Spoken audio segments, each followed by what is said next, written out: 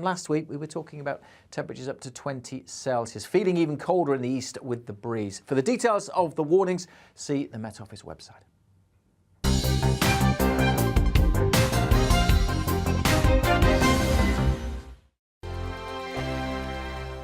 GB News is the UK's home of discussion and debate from all perspectives. To stay up to date on the latest stories, make sure that you subscribe to the GB News channel right here on YouTube. You can watch us live 24/7 across the whole world. You can also check out exclusive content and catch up on previous episodes of your favourite shows. Every day, we ask the questions that you'd ask, so why not add your voice to the conversation in the comments section? Don't forget to subscribe. We are GB News, Britain's news channel.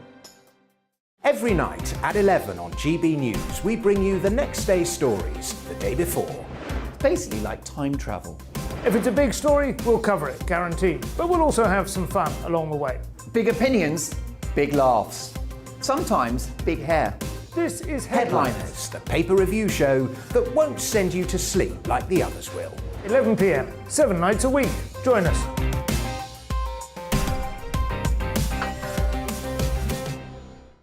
Hello there, I'm Eamon Holmes. And I'm Isabel Webster.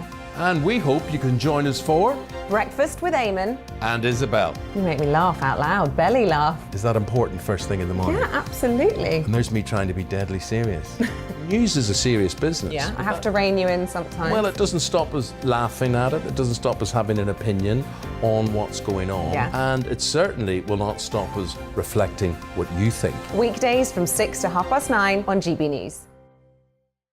I'm Dan Wootton. Join me Monday to Thursday from 9 to 11 for the feistiest and most fun news debate on TV, where free speech reigns. I'll bring you a sharp take on the day's biggest stories, bombshell newsmaker interviews, and A-list guests. And I guarantee you, no spin, no bias, no censorship, and no reason to go to bed. That's Dan Wootton Tonight, Monday to Thursdays from 9 on GB News.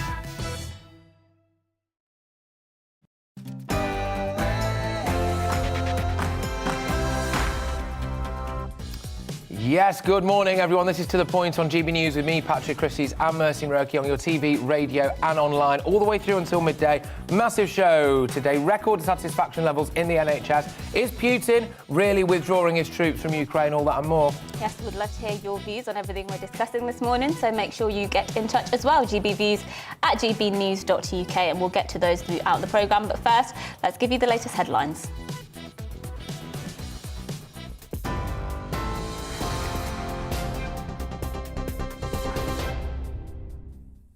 Good morning, it's 10 o'clock. I'm Tamsin Roberts in the GB newsroom.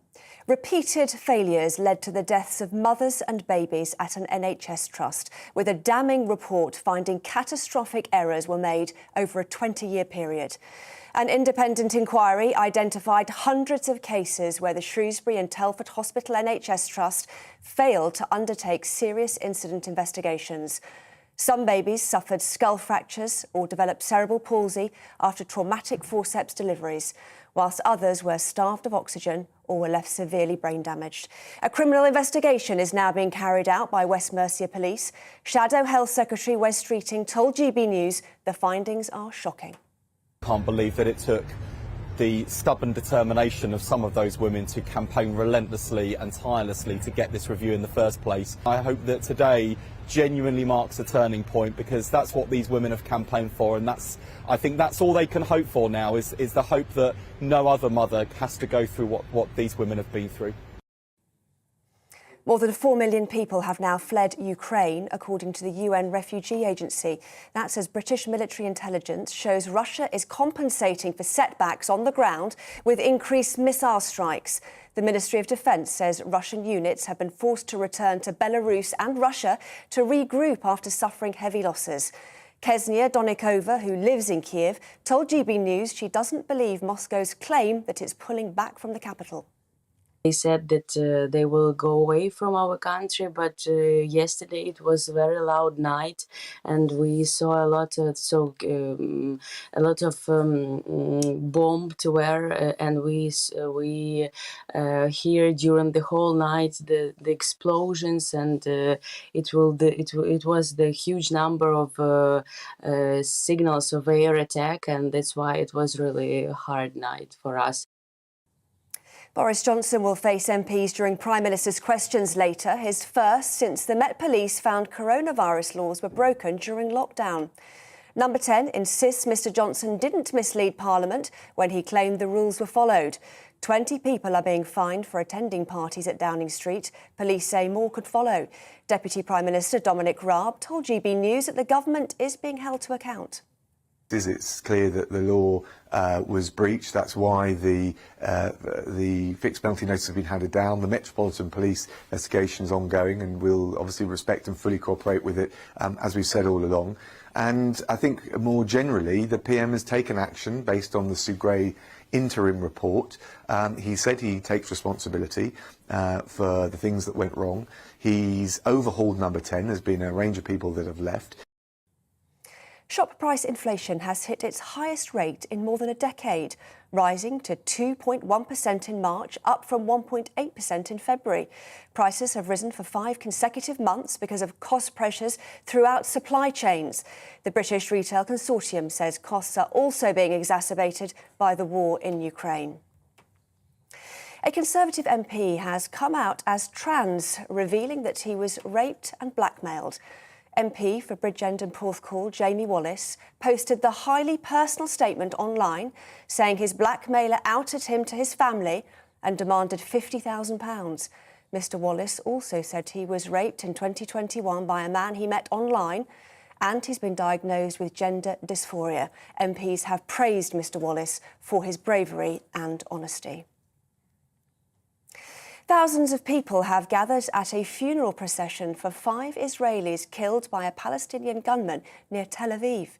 Israeli officials say the attacker was fatally shot last night after he fired at apartment balconies and people on a main street in the suburb of Bnei Brak. 11 people have been killed by Arab gunmen in Israel in 3 separate attacks over the past week. The UK is pledging a further £286 million of emergency support to Afghans living under Taliban rule. The Foreign Office says the package matches last year's commitment and will provide life-saving food, shelter and medical supplies. The announcement comes as Britain is set to co-host a United Nations summit to help raise more than £3 billion for humanitarian relief. Foreign Secretary Liz Truss says the UK is rallying countries in support of the Afghan people. This is GB News. We'll bring you more news as it happens, of course. Now, though, it's back to Patrick and Mercy.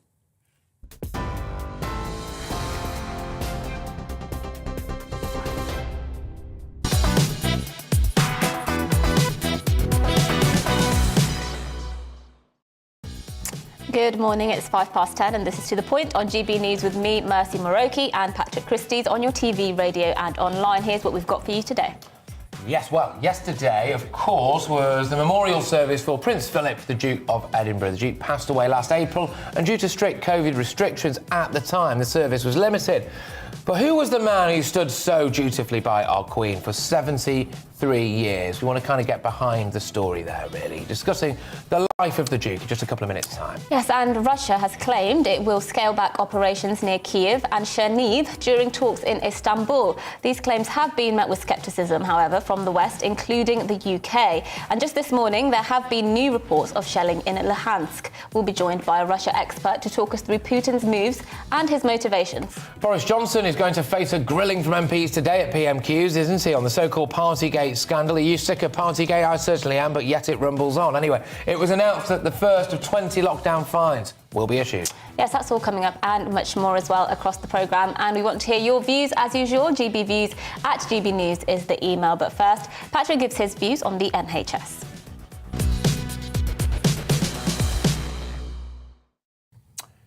Bit of a different opening statement from me today, ladies and gentlemen. I want to throw it over to you, our TV viewers, people watching this clip on Twitter or YouTube, or even if you're listening on radio, of course. I want to hear from you, and we're going to go to your comments right throughout the show, gbviews@gbnews.uk.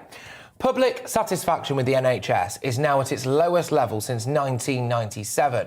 Just 36% of you are happy with it. In fact, more people in England, Scotland and Wales are now dissatisfied with the NHS than satisfied with it. And I want you to tell me why. What has it been for you? What experiences have happened to you, your family or your friends? Because satisfaction has dropped 17% since 2020. And it's happened across all age ranges, genders, income groups and supporters of different political parties. So it's right across the board. Now, what I find fascinating is that there was an initial bump in popularity for our health service, wasn't there? We were outside clapping, people wearing rainbow badges, children in primary schools told to do artwork, thanking our beloved NHS. And then something changed. What was it that happened for you? The King's Fund, who conducted this research, said it was the most astonishing set of results they've ever seen. But I'm not sure it's that astonishing. I think there are a few obvious factors at play here. The NHS's total obsession with COVID is the main one for me. As other services were opening up, the NHS was lagging behind. I think people were sick and tired of being misdiagnosed over Zoom calls, and when they struggled to get appointments, it made them no longer feel safe. It increased their fear of getting ill. And if people feel like the health service isn't going to help them when they're at the most vulnerable, well, then they go off it, don't they? I also think many people have been disappointed with the vaccine. Not the rollout, but maybe the vaccine itself. The fact that many people are still getting seriously ill despite having 3 doses, they're still able to pass COVID on to others. I suspect that among certain groups, resentment has built up over the NHS's and specifically GPs' relentless push to get jabs in arms. Again, I think if people feel disappointed with a product, then they tend to turn away from those pushing that product. And when people couldn't see their GPs because they were busy administering these vaccines, I think that resentment grew further. I think there was a bit of a PR disaster from GPs as well, wasn't there? Several of the profession's key bodies warned that GPs might quit if they were forced to see patients face to face. That was absolutely tone deaf and completely misjudged the public mood. It gave the perception that well-paid medical professionals were not doing everything they could to help reduce patient backlog. I know there's been a lot of backlash to the NHS crying poverty while simultaneously employing diversity officers on 60k as well. In fact, the NHS's chief people officer is on £230,000. But I suspect that actually, there is something much deeper going on, more historic. I think most families in the country will have an NHS horror story. For all the good work it does, there are so many errors. So many people made better and then let down with poor care. So many people whose loved ones could have lived. Just look at the Shrewsbury maternity ward. Hundreds of babies have been left brain damaged and dead.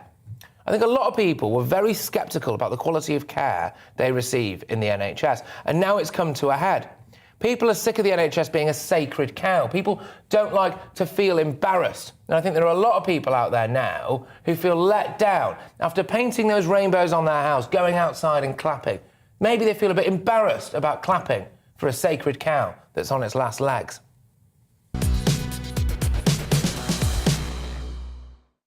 Yeah, I think you're right when you say that the NHS's obsession, I don't know if I would use obsession, but I would certainly say it was consumed. It was consumed completely, wasn't it, by COVID? And whether that was right or wrong, I mean, I'm not sure I'm the best person to answer because, of course, the doctors and the people in charge of the NHS, they had to, react to the situation that was presented before them. They were clearly unprepared for that. So I understand why they had to put so much on hold.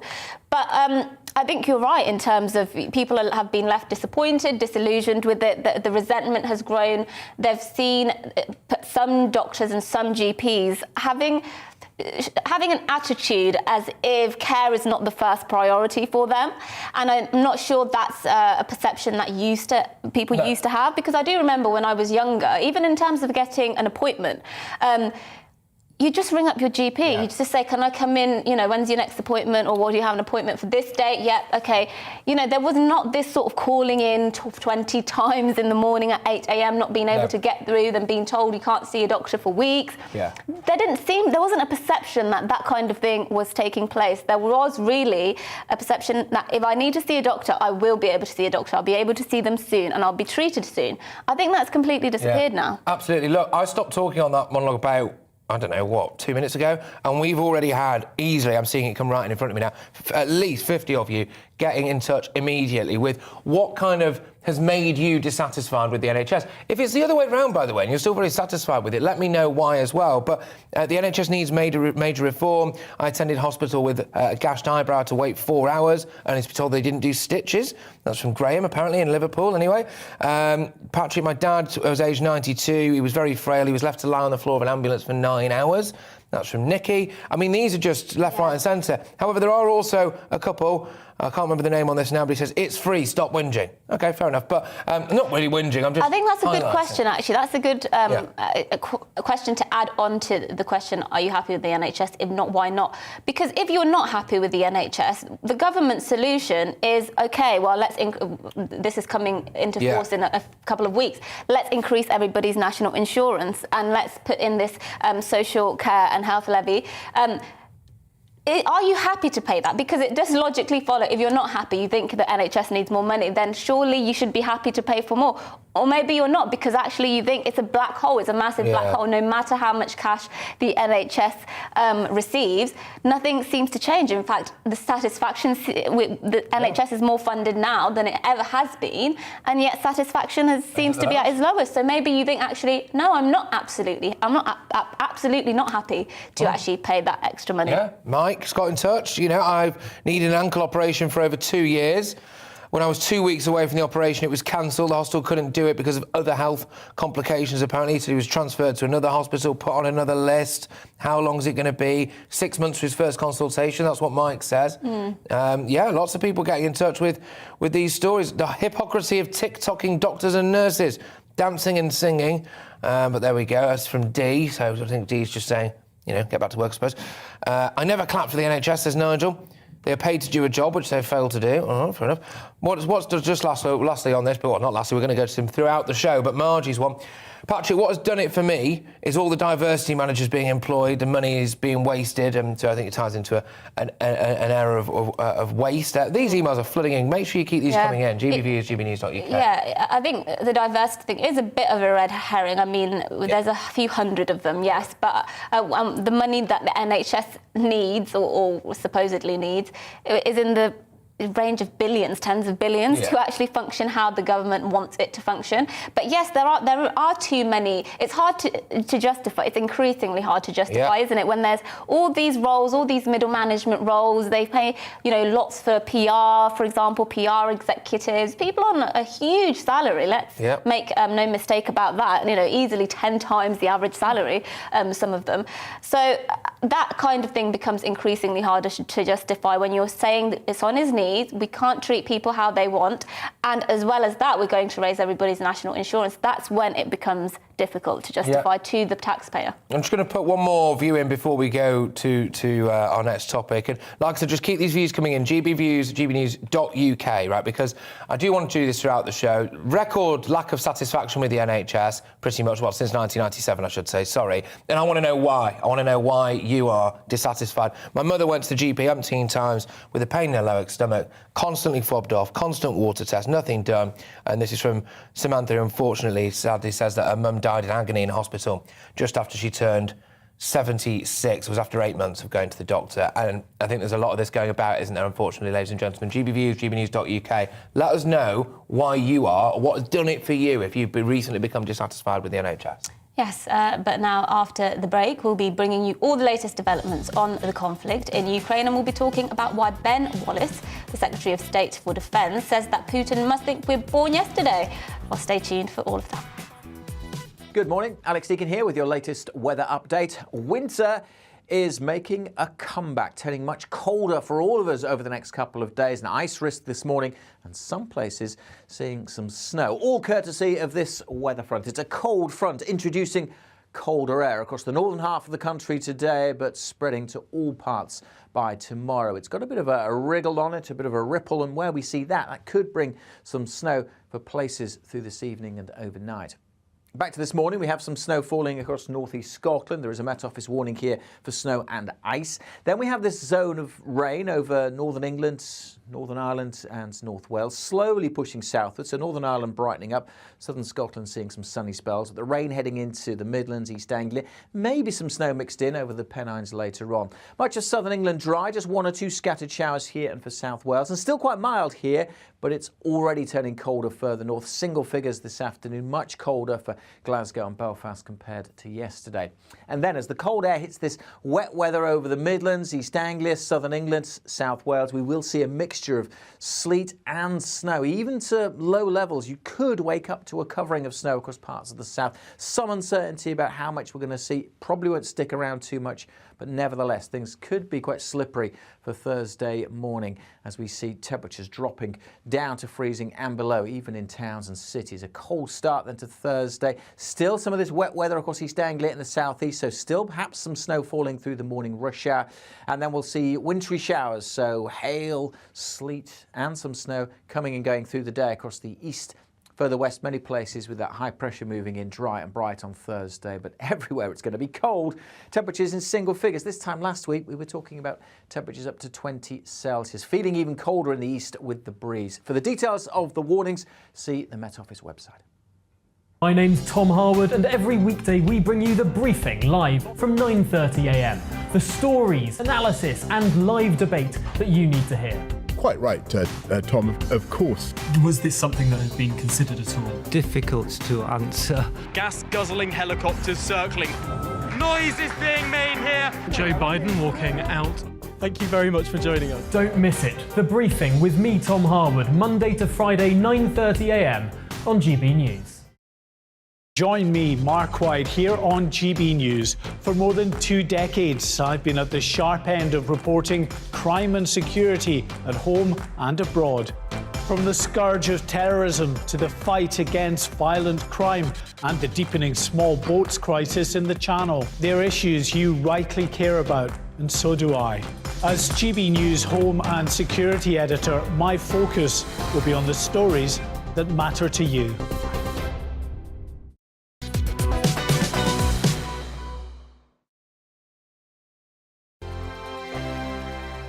GB News is the UK's home of discussion and debate from all perspectives. To stay up to date on the latest stories, make sure that you subscribe to the GB News channel right here on YouTube. You can watch us live 24/7 across the whole world. You can also check out exclusive content and catch up on previous episodes of your favourite shows. Every day, we ask the questions that you'd ask, so why not add your voice to the conversation in the comments section? Don't forget to subscribe. We are GB News, Britain's news channel. Every night at 11 on GB News, we bring you the next day's stories the day before. Basically like time travel. If it's a big story, we'll cover it, guaranteed. But we'll also have some fun along the way. Big opinions, big laughs. Sometimes big hair. This is Headliners, the paper review show that won't send you to sleep like the others will. 11 p.m, 7 nights a week. Join us.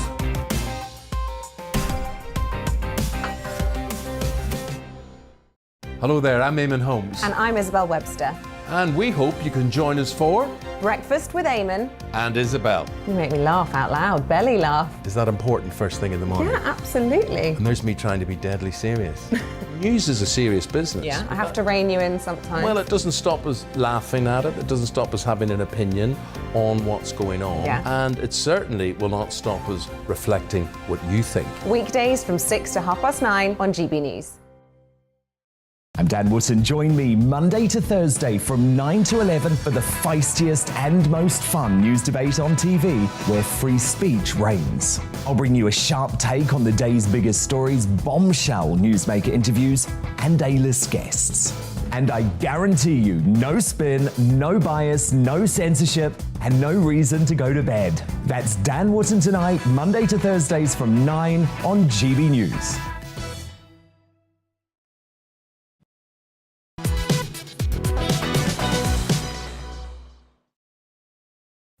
Good morning, it's 10:21 and this is to the point with the giggly Patrick Christys as usual. With me, Mercy Muroki as well. We're live on your TV, radio and online. Right, well, doubt is being cast on Russia's claims that it will significantly cut back its activity in northern Ukraine. So the move comes off the back of peace talks taking place in Istanbul, in which both sides signalled progress. Yes, but despite evidence of Russian troops withdrawing from around Kiev, Defence Secretary Ben Wallis slapped down claims of a withdrawal, saying Putin must think we were born yesterday. Indeed. Well, let's talk to Keir Giles, Russia expert at Chatham House, the Independent Policy Institute, specialising in international affairs. Can we believe that Putin is in some ways withdrawing? Yes, we can, but it's the reason why that is causing everybody to say this is a Russian deception again. Yes, it's true that Russia has scaled back its operations around Kiev, the ones that were intended to encircle the city, but it's not because, as Russia is claiming, this is some kind of gesture towards building trust with Ukraine. It's because they've been stopped in their tracks by the Ukrainian defenses, and in some cases forced back. So yes, Russia is withdrawing some troops in order to rotate them through Belarus to bring them back and reorganize those troops that have been mauled by the Ukrainian defenses, but it's not of Russia's own accord. It's being presented as something which would be an offering at the peace talks. Instead, it's a recognition of failure by Russia. It's an admission that they haven't succeeded in advancing on all of these different directions from all around Ukraine, and instead they need to focus, as they said a few days ago, on reconquering or conquering just those eastern parts of the country, where Russia, of course, already held territory. So we should accept that, yes, Russia is actually doing some of what it says, but the reasons why are completely different from what it's claiming.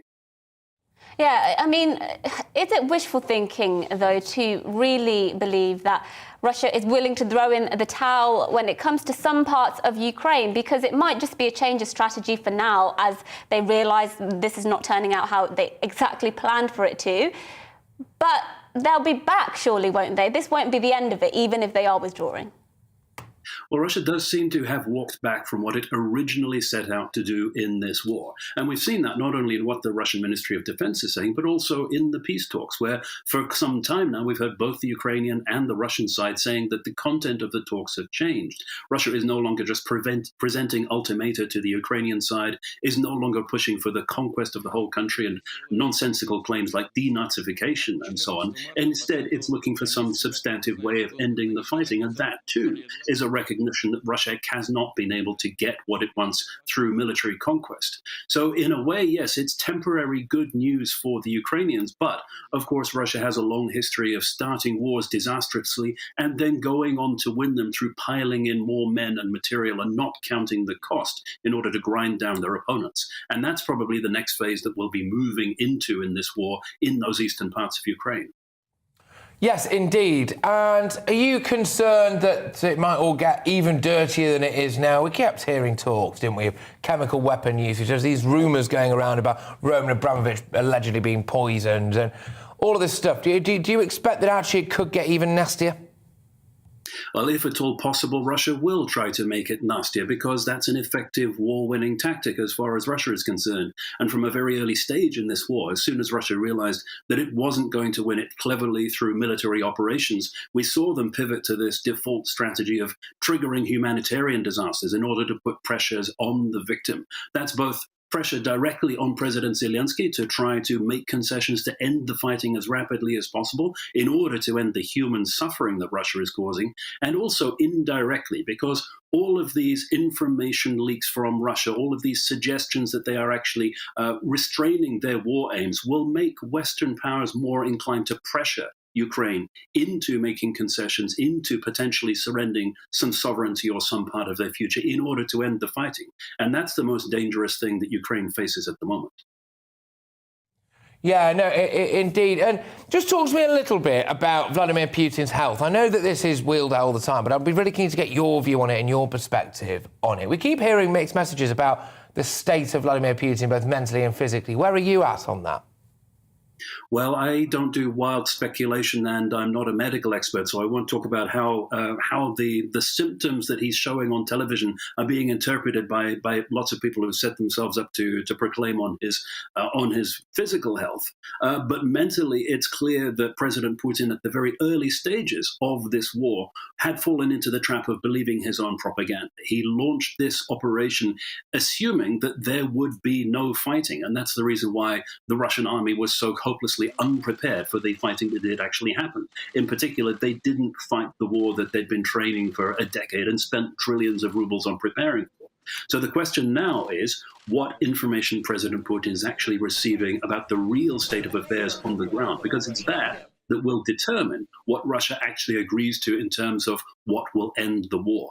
And that is an unknown. We simply can't see inside that black box in order to tell what information Putin is getting.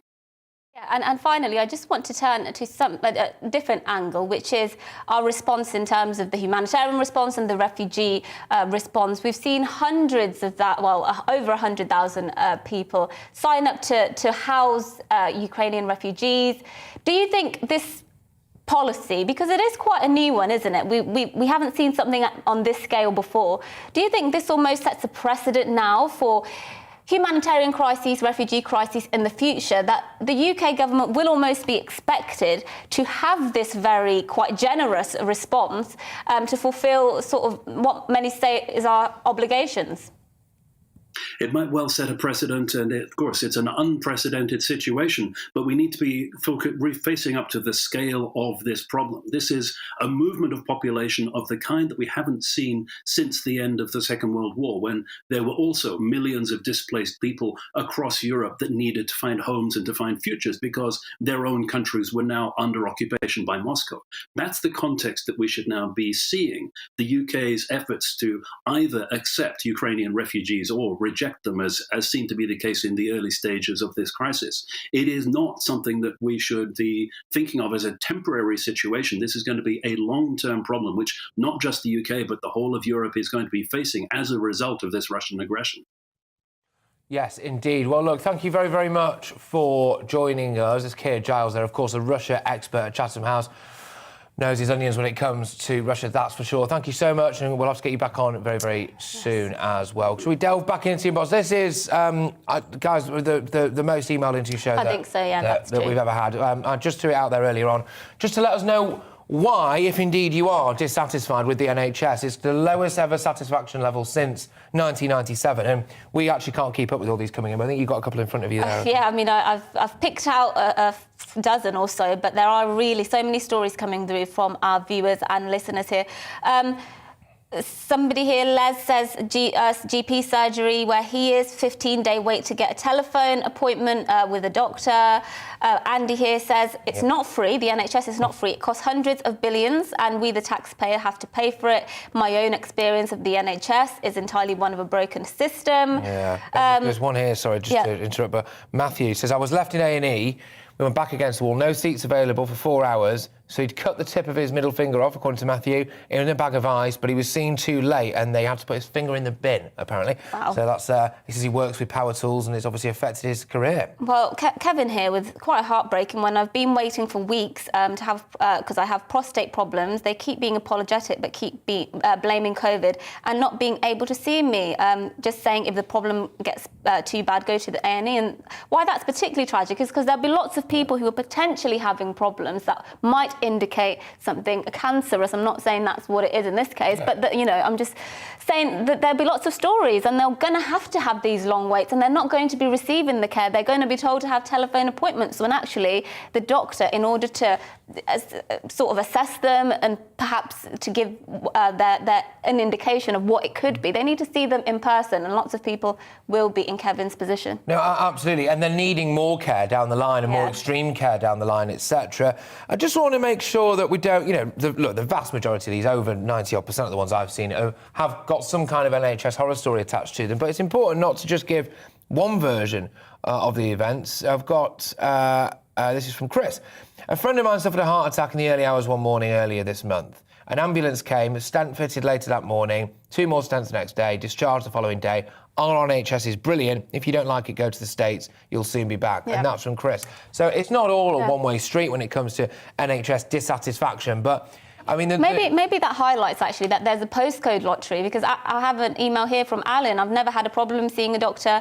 I have had tests and scans, and next week I have X-rays, slight delays, but that's to be expected. And ours is a large practice, so maybe the problem is it's a massive postcode lottery, and the areas that are struggling even more now. And some areas might have been able to sort of keep up the quality of care that we would expect from the NHS. Yeah, and do let us know what area you're in. Some of you have been, some of you haven't. We've got one here from Diana. We are retired. My husband became blind due to cataract damage in 2021 in both eyes. The waiting list initially was 2 years, but it is now longer. After months of suffering, we had to go private, paying £6,000 on credit cards. There's not a lack of doctors in the UK who work privately, and that's, Diana, obviously very sorry to hear that about yourself and your husband. But this is something that's happening now, isn't it? Left, right, and centre. People paying for. I mean, this isn't routine stuff. I mean, you wouldn't want to live like that in constant pain and blind. But there are people who are just for routine operations forking out. Look, £6,000 on credit cards to go and get healthcare. For lastly, Ray says a good friend of his was waiting for over 2 years for a knee operation. They said could be another 12 months. He's 76. However, he figured out when he went private that it was the same surgeon he'd been in consultation with in the NHS, and it was 13 grand. So he could pay 13 grand to pretty much see the same surgeon he would have already been seeing in the NHS. And again, lots of people will be familiar with that. But we will be reading more of those after the break, and we'll be bringing you the background and timeline of those lockdown busting Downing Street parties as well. And we'll be getting expert analysis from our political correspondent Tom Harwood. Before that, a look at this morning's news.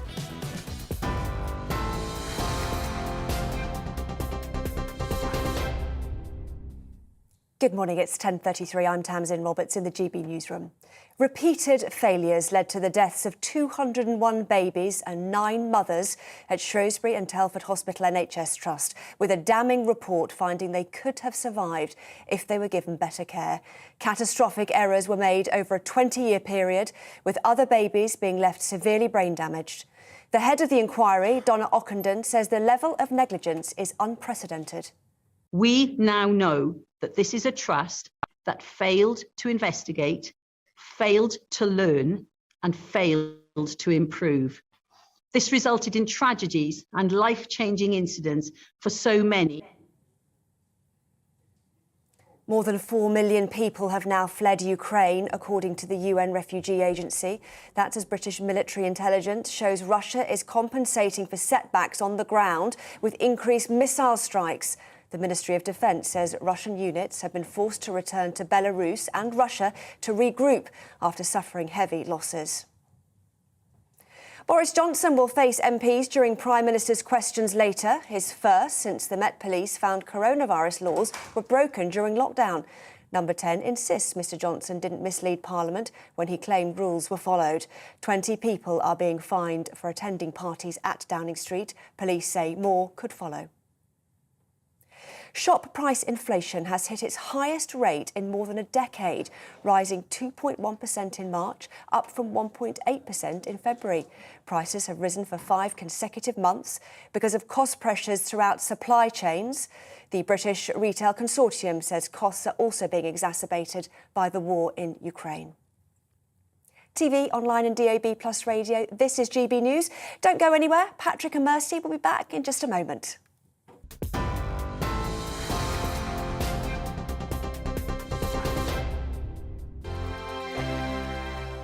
GB News is the UK's home of discussion and debate from all perspectives. To stay up to date on the latest stories, make sure that you subscribe to the GB News channel right here on YouTube. You can watch us live 24/7 across the whole world. You can also check out exclusive content and catch up on previous episodes of your favourite shows. Every day, we ask the questions that you'd ask, so why not add your voice to the conversation in the comments section? Don't forget to subscribe. We are GB News, Britain's news channel.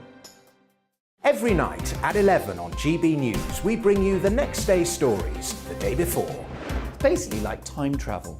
If it's a big story, we'll cover it, guaranteed. But we'll also have some fun along the way. Big opinions, big laughs. Sometimes big hair. This is Headliners, the paper review show that won't send you to sleep like the others will. 11 p.m, 7 nights a week. Join us.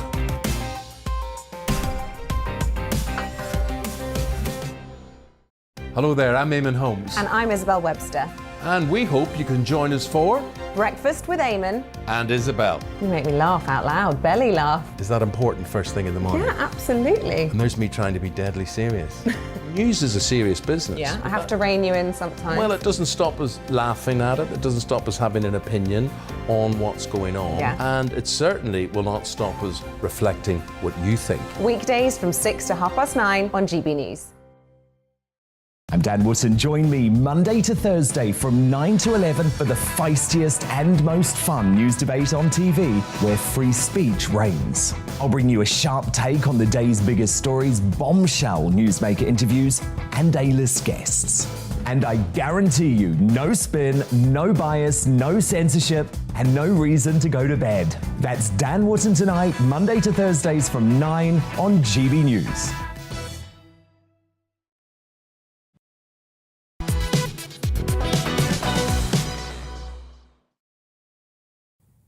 Good morning, it's 10:37. This is To The Point with me, Patrick Christys and Mercy Muroki on GB News. We're live on your TV, online and radio this morning. Yes, well, the Prime Minister will face MPs today at Prime Minister's Questions after the first batch of fines relating to breaches of COVID-19 rules were issued yesterday, but more could be handed out in the coming weeks as the investigation into Downing Street lockdown parties continues. Our reporter Amelia Harper has this. Firstly, I want to say sorry. And I'm sorry for the things we simply didn't get right, and also sorry for the way that this matter has been handled. Fresh pressure on the Prime Minister once again, with the Partygate scandal back in the spotlight. Alleged parties at Downing Street and Whitehall during the COVID-19 lockdown led to national outrage and a police investigation. 20 fines are set to be issued to people who breached COVID-19 rules at one or more of 12 alleged events under investigation. 6 are thought to have been attended by Boris Johnson. No names are being given for those facing the fixed penalty notices, but Downing Street says it will confirm if the Prime Minister is given one. It started on the 20th of May 2020 with a Bring Your Own Booze party. Next, on June 18th, the Cabinet Office leaving do at 70 Whitehall. The following day, Boris Johnson's 56th birthday, with a brief gathering organised by his now wife, Carrie. Months later, on November 13th, a Downing Street flat do. On that same day, a leaving party for Mr Johnson's departing Director of Communications. A few days later, a Cabinet Office Christmas party. Also, leaving drinks for the former head of the COVID task force. Then a leaving do for a departing Downing Street official. A day later, on the 18th, a Downing Street Christmas party where a cheese board was reportedly enjoyed. A month later, on January 14th, Downing Street leaving drinks. And on April 16th, 2 leaving do's on the eve of the Duke of Edinburgh's funeral. Downing Street then apologised to Buckingham Palace. We will not stand by while Putin vents his fury on Ukraine. Boris Johnson came under intense pressure to quit as a result of Partygate. But in recent weeks, the war in Ukraine has seen Tory MPs rally around him. But the 20 fines, which could increase as more evidence is gathered, could reignite debate about his leadership. In January, civil servant Sue Gray published a limited report into the allegations of parties. In it, it said there were failures of leadership and judgment by different parts of Number 10 and the Cabinet Office. A fuller report is expected once the police inquiry concludes. Amelia Harper, GB News. OK, well, those are some of the things that happened, I suppose. And Boris Johnson obviously faces Prime Minister's Questions later on today. So let's chat to our political correspondent, Tom Harwood. Morning, Tom. So is Boris Johnson going to cop it at PMQs? Is he going to cop it at PMQs? I think Boris Johnson has the age-old defence, that ancient phrase that we've come to know so well, we need to wait for Sue Gray. Because ultimately that's what it's all about. The police investigation has not yet concluded, and when it concludes, Sue Gray can publish the rest of her much vaulted report, and at that point the Prime Minister will make a statement. So really all of the questions that are going to be lobbed at him today, no doubt over this, he can say that this investigation is still ongoing, and to some extent the fact that this investigation has taken several months means it's not an open and shut case. It's a very blurred line sometimes between when someone's at a business meeting and they crack out the wine. Is that still a business meeting? When does it become a party? Do they have to start physically dancing? What does the music look like? Does tinsel count as a business meeting or as just a Christmassy event? I mean, there's a lot of definitional trickery going on here. And clearly, joking aside, there are some grey areas, and the Met Police have been struggling through this for quite some time. So to some extent, that does bolster the Prime Minister's case that at least there were grey areas. Yeah, the Prime Minister, I think, has been helped a lot by the fact, whilst we were talking about Partygate and just as it was getting to its most heated, Russia invaded Ukraine. And now things seem, this almost seems trivial compared to, well, it is trivial compared to what is going on at the moment. Do you think that's almost saved his bacon? Now he can, no matter what happens, no matter the conclusion of this investigation, people will be like, actually, you know what, there are actually bigger issues going on in the world and let's just forget it. Do you know what? To some extent, Boris Johnson is an incredibly unlucky politician. He became Prime Minister in the midst of an hung parliament. He's had the international problems of a war, of a pandemic to deal with as well. But in other ways, he's a very lucky Prime Minister. He won a big election. He, of course, delivered Brexit, and this war in Ukraine has moved the conversation on and given some space to contextualise a lot of the issues. Actually, in a speech that the Prime Minister gave to Conservative MPs last night, he sort of acknowledged that he was probably more popular in Kyiv than in Kensington. And I think that might well be, there's quite a lot of truth to that in terms of the Prime Minister has risen to a state on world affairs. He's risen to a level where he's talking to President Zelensky almost every day. And in that aspect, he's seen as doing well. However, that's not to allay the very real anguish and anger felt in many parts of this country about the whole Partygate affair. Yeah, but also amongst some of his own party, there were letters of no confidence that went in. I understand a couple of those have been withdrawn. And actually, do you think there are quite a few Tory MPs now feeling a bit embarrassed, actually, maybe with a bit of egg on their face over getting so worked up about this when, in the cold light of day, in the context of other world events, it's not that big? Well, I don't think it seems that big right now, but of course it hasn't gone away. It will come back. Ultimately, the Prime Minister will have fewer places to hide when Sue Gray's final report does actually really, truly come out at the conclusion of the Met Police investigation. So potentially more danger for the Prime Minister then, but that could be months away. So for now, yes, it does seem that the Prime Minister is in a much safer position. And you're right, several letters have been withdrawn from the office of Sir Graham Brady, not least the leader of the Scottish Conservative Party, Douglas Ross. He withdrew his letter several weeks ago. Also, Andrew Bridgen, the boisterous backbench MP, who we know well on this programme. He's a great talker, is Andrew, but he's withdrawn his letter as well, saying that this crisis is more important. So several letters have been withdrawn, although, as is the case with the whole sort of situation of looking into this letterology, or whatever we want to call it, none of it's public. MPs can very often say one thing and do another. We don't know the level that the letters sit at. Only one person does, and that's Sir Graham Brady. Yeah, and very finally, a Conservative MP last night, I believe, came out as trans. So just give us a bit more about that and what the reaction has been. Yeah, there's been an outpouring of support on social media from across the political spectrum, actually, this morning for Jamie Wallis, the Conservative MP, in at the 2019 general election. So not in Parliament for that long, but who has suffered some pretty extraordinary events of extortion, of rape, of some really tragic events in recent years, and in the early hours of this morning published a statement on their website and on Twitter saying that they were transgender. Now, people across the political spectrum, from the chairman of the Conservative Party, the Prime Minister, Boris Johnson, the Shadow Foreign Secretary, David Lammy, the Labour MP, Nadia Whittome, they've all been voicing their support, saying that they will be there for Jamie as they go through go through this process. But ultimately, this is very raw, this is very new. We haven't heard much beyond that initial statement. No doubt there will be some words of support in the Commons later today. Yes, indeed. Well, Tom, thank you very much. As always, Tom Harwood there, our political correspondent, whizzing through initially Partygate, and of course, yes, the fact that the news that broke in the early hours of this morning that Jamie Wallis, his MP, is trans, basically. He's come out as trans. He says, he's Conservative MP, of course. He says, I am trans, or to be more accurate, I want to be. So we'll be talking about that a bit later on in the show, because obviously there's lots to get stuck into there. Yes, well, today is World Bipolar Day. It's celebrated every year on the 30th of March, marking the birthday of Dutch painter Vincent van Gogh, who was posthumously diagnosed with bipolar disorder. Yeah, well, bipolar is a serious mood disorder that affects more than 1 million people in the UK alone.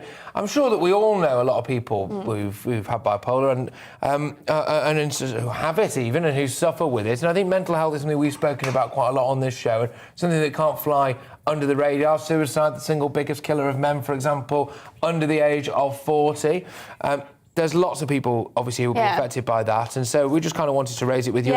Wish you well, and we'll revisit it later on. Yeah, we will revisit it later, and also because we've been asking you whether you're happy with the NHS or to share your NHS stories, and mental health has been something a lot of people have been talking about in respect of why they're dissatisfied with the NHS. So with it being Bipolar Day today, we will, of course, be accepting some stories about that as well, and we'd love to hear your stories about how the NHS, whether it's positive or negatively affected your mental health. Yeah, look, absolutely. And just quickly, GBViews, gbnews.uk.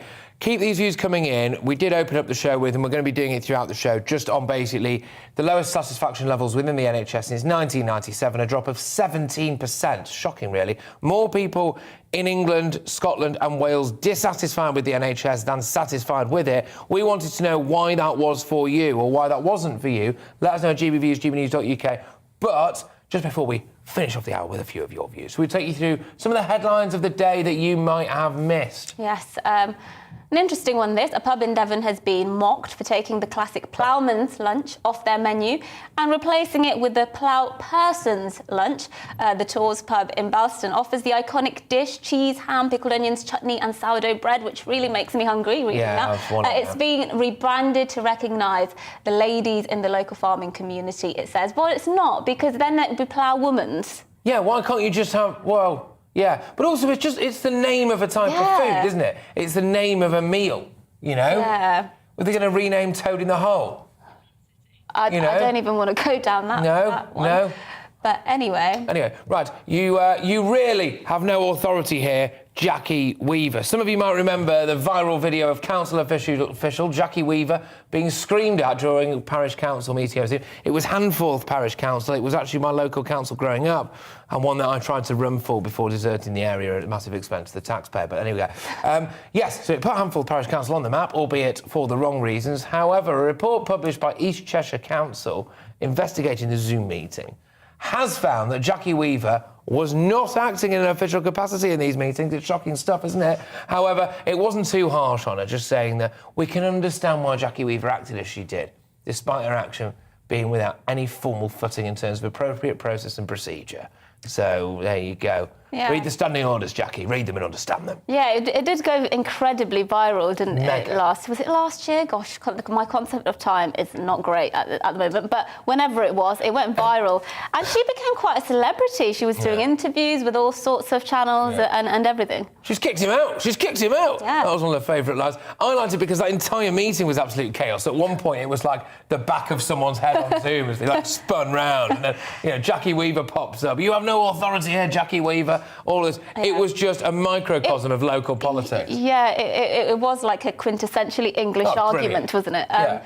But as we were speaking about before, we gave you those few little other stories. Something more serious. Today is World Bipolar Day, celebrated on the 30th of March every year. And we can now go to Rose Phillips, who's the Deputy CEO of Bipolar UK. Thank you so much for joining us on this day. Can you just first explain, because a lot of mental health conditions are poorly understood by, in general really, what bipolar disorder is and how it affects a person's life? Bipolar is an extreme mood disorder, so it's something that isn't just about feeling a low mood. It's something that would take you from could be suicidal, it could be the fact you can't get out of bed at the lower end of the scale. We've got a mood scale which can show this if anybody's interested on our website. And also take you to the sort of hypomania, mania end of the emotion, which could also result in delusions or psychosis. So it's a very serious condition and very extreme. And it can result, like myself, I live with a condition. You can also end up in hospital at any time if your mood goes to that extreme of sort of mania or the extreme depression, where you become a risk perhaps to yourself or to others. You can it increases the suicidal risk by 20 times having this condition. And if anybody, I just want to get that message across today as well. If anybody does feel that they need to speak to somebody or you're concerned about somebody, please do reach out or talk to them, because that can reduce the risk of them harming themselves, or at least getting them to talk about what's going on for themselves. How common is it? Yeah, how common is it? It's a really good question. It's more common than you think.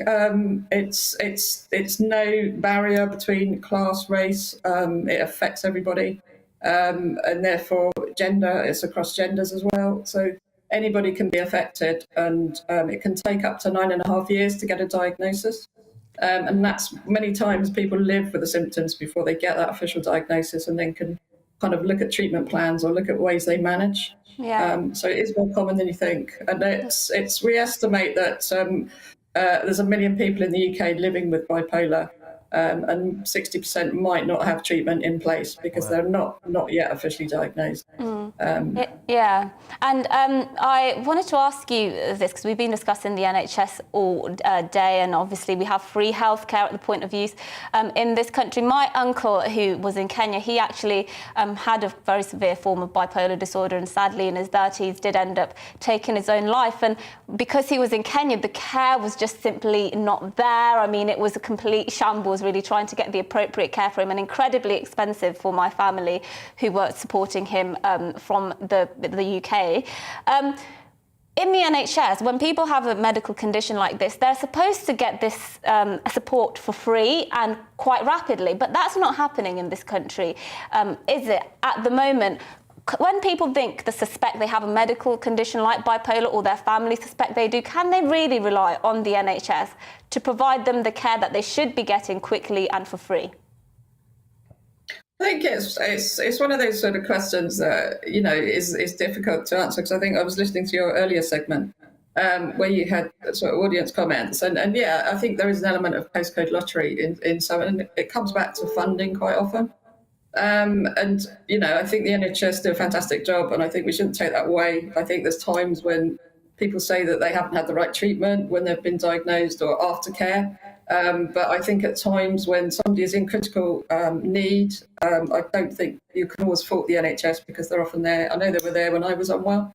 And I think, without that quick intervention and treatment, I probably wouldn't have recovered as quickly as I did at the time. So I think we have to sort of bear in mind what funding's around. And I think at the moment we're kind of lobbying we've just done a bipolar commission, which should shed some light on treatment times and how our recommendations from that commission might improve things as well in the longer term. Absolutely. Well, and thank you very much for highlighting it. It is, of course, World Bipolar Day. And just out of interest, sorry, you mentioned there that clearly this is the kind of thing that can lead you to suicidal self-harm or whatever. And there are some numbers, are there, that people can call? Maybe, I don't know if you happen to know any off the top of your head, I don't know, or emails or websites, for example. Would you mind just letting some of our viewers know? Don't want to put you on the spot, sorry. if people want to talk and they want somewhere immediately to talk to, they can contact the Samaritans, which is 116 123. Do reach out to the NHS on 111 if you want to talk to a healthcare professional. But also you can call if any time you're at risk and you feel like you're unsafe, call 999 and speak to emergency services, because they're there to support you in that time of crisis as well. And if you're under the care of your local mental health team, reach out to them and reach out to the crisis line that you might have through them. We also have lots of resources and support on our website, which is bipolaruk.org. And we've got a conference tonight. If anybody's interested online, you can still sign up on our website. So please do, and come and join us and find out more about bipolar and how you can get support. And the interesting topics that people look for, we've got Kay Redfield Jameson coming as a headline, amongst other panellists who are going to talk. So hopefully people will join us tonight, and look after yourself. If you do have the condition, you can live well with it. That's also my message. It's not something that you don't have to live well with if you get the right support in place. No, absolutely. Rose, thank you very, very much. Rose Phillips, the Deputy CEO of Bipolar UK, just whizzing you through World Bipolar Day, and indeed an event tonight that they've got. So, obviously, if you are watching this and struggling or concerned, or maybe you're concerned about someone else, then maybe you should get involved with that. Yes, and we've got a few emails coming in about that, but we will get to those very shortly after this break. And keep all your other thoughts about anything else we're talking about coming in, gbviews@gbnews.uk, and we'll be back after this short break. Here's your weather. Hello again, I'm Aidan McGivern from the Met Office. We keep some brightness in the north and the far south today, but there'll be rain and snow in between, with cold air moving south. In fact, the air source is from the North Pole. It's very cold air that's now arriving into Scotland, Northern Ireland and Northern England through the day. A cold front bringing that cold air. Ahead of the front, we keep some mild conditions and some sunshine for South Wales, South West England. 1 or 2 showers developing here, but this is our band of rain associated with the cold front, moving through Northern Ireland, arriving into North Wales, Northern England, the Midlands and East Anglia. There'll be some snow over the hills as that pushes south, and much colder air arrives across Scotland, Northern England and Northern Ireland, with further wintry showers here, a mixture of snow and hail with some accumulations over hills. Into the evening, the band of rain, sleet and hill snow moves into southern parts of the country. Increasingly, we'll see some of that snow coming down to lower levels, some settling over the Chilterns, for example, the Cotswolds perhaps at lower levels as well. Some slushy deposits mainly over grass. But don't be surprised, say in the southeast, if you wake up to some snow cover first thing, and there'll be further snow showers coming into the north and the east with some icy patches around first thing. The rain, sleet and snow tends to ease off in the southeast, but it's going to stay windy here, with that wind feeling cold and touching gale force in the far southeast around exposed coasts. And temperatures are 3 to 6 Celsius in the north and the east, 8 degrees further west, but all areas will experience a biting wind chill with that wind coming directly from the north. There'll be some brightness though around on Thursday, with the best of the sunshine in the west. Further showers coming through during the evening across the north of Scotland and eastern England, and a widespread frost to wake up to on Friday morning, but a bright start, and for many it's looking like a fine day despite the chill. Temperatures then slowly recover through the weekend. Join me, Gloria De Piero, Monday to Thursday at noon for The Briefing. We go to the parts of Parliament that you won't see elsewhere. Plus, there's exclusive interviews with MPs from all parties. But quite often, they paper over the real truth. Why does a working class lad like you join the Tories? That's a good question. Don't miss it, Monday to Thursdays at noon on GB News.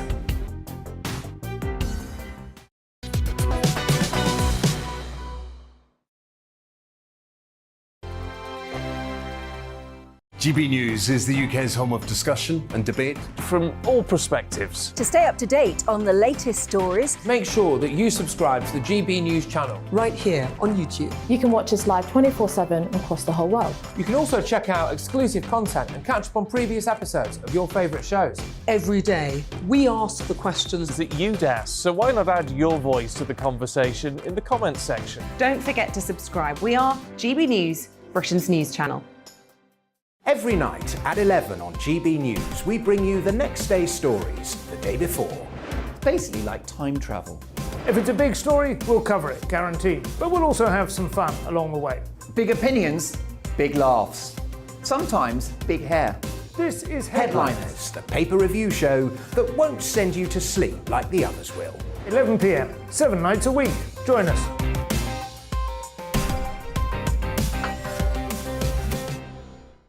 Hello there, I'm Eamon Holmes. And I'm Isabel Webster. And we hope you can join us for Breakfast with Eamon. And Isabel. You make me laugh out loud, belly laugh. Is that important first thing in the morning? Yeah, absolutely. And there's me trying to be deadly serious. News is a serious business. Yeah, I have to rein you in sometimes. Well, it doesn't stop us laughing at it. It doesn't stop us having an opinion on what's going on. Yeah. And it certainly will not stop us reflecting what you think. Weekdays from 6 to 9:30 on GB News.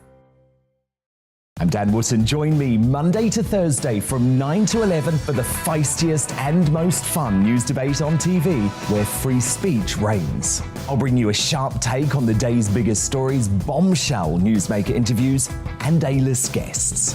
And I guarantee you, no spin, no bias, no censorship, and no reason to go to bed. That's Dan Wootton tonight, Monday to Thursdays from 9 on GB News.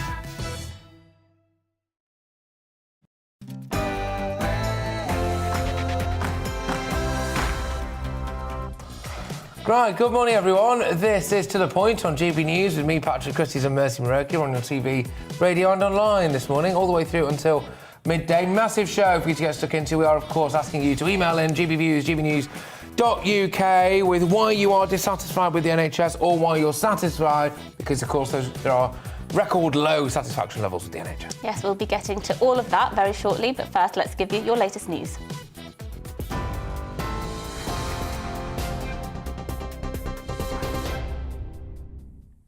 Good morning. It's 2 minutes past 11. I'm Tamsin Roberts in the GB newsroom. Repeated failures led to the deaths of 201 babies and 9 mothers at an NHS trust, with a damning report finding catastrophic errors were made over a 20-year period. The independent inquiry says they could or would have survived if the Shrewsbury and Telford Hospital NHS Trust had provided better care. Other babies suffered skull fractures and were left severely brain damaged. The head of the inquiry, Donna Ockenden, was highly critical of the trust, saying it didn't learn from its own inadequate investigations. We now know that this is a trust that failed to investigate, failed to learn, and failed to improve. This resulted in tragedies and life-changing incidents for so many of our families. More than 4 million people have now fled Ukraine, according to the UN Refugee Agency. That's as British military intelligence shows Russia is compensating for setbacks on the ground with increased missile strikes. The Ministry of Defence says Russian units have been forced to return to Belarus and Russia to regroup after suffering heavy losses. Ksenia Donikova, who lives in Kiev, told GB News she doesn't believe Moscow's claim that it's pulling back from the capital. They said that they will go away from our country, but yesterday it was a very loud night, and we saw a lot of bombed were, and we hear during the whole night the explosions, and it was the huge number of signals of air attack, and that's why it was really a hard night for us. Boris Johnson will face MPs during Prime Minister's questions later, his first since the Met Police found coronavirus laws were broken during lockdown. Number 10 insists Mr Johnson didn't mislead Parliament when he claimed the rules were followed. 20 people are being fined for attending parties at Downing Street. Police say more could follow. Deputy Prime Minister Dominic Raab told GB News the government is being held to account. It's clear that the law was breached. That's why the fixed penalty notice has been handed down. The Metropolitan Police investigation is ongoing, and we'll obviously respect and fully cooperate with it, as we've said all along. And I think more generally, the PM has taken action based on the Sue Gray interim report. He said he takes responsibility for the things that went wrong. He's overhauled Number 10. There's been a range of people that have left. Shop price inflation has hit its highest rate in more than a decade, rising to 2.1% in March, up from 1.8% in February. Prices have risen for 5 consecutive months because of cost pressures throughout supply chains. The British Retail Consortium says costs are also being exacerbated by the war in Ukraine.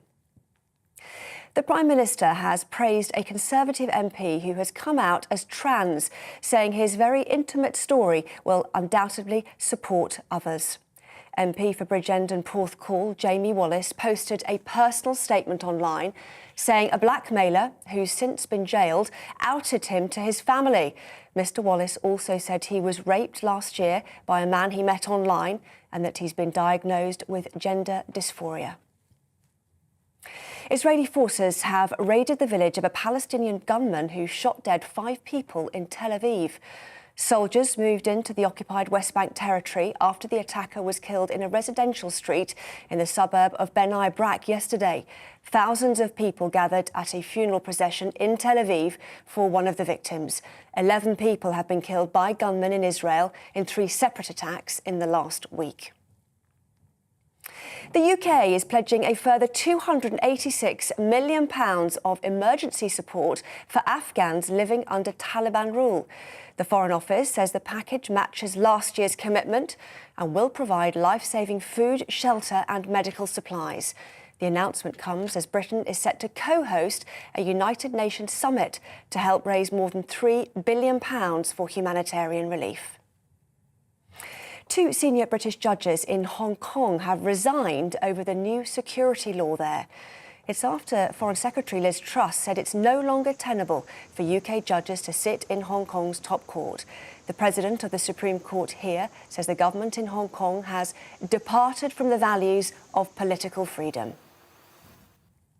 This is GB News. We'll bring you more news as it happens, of course. But now let's return to Patrick and Mercy right now.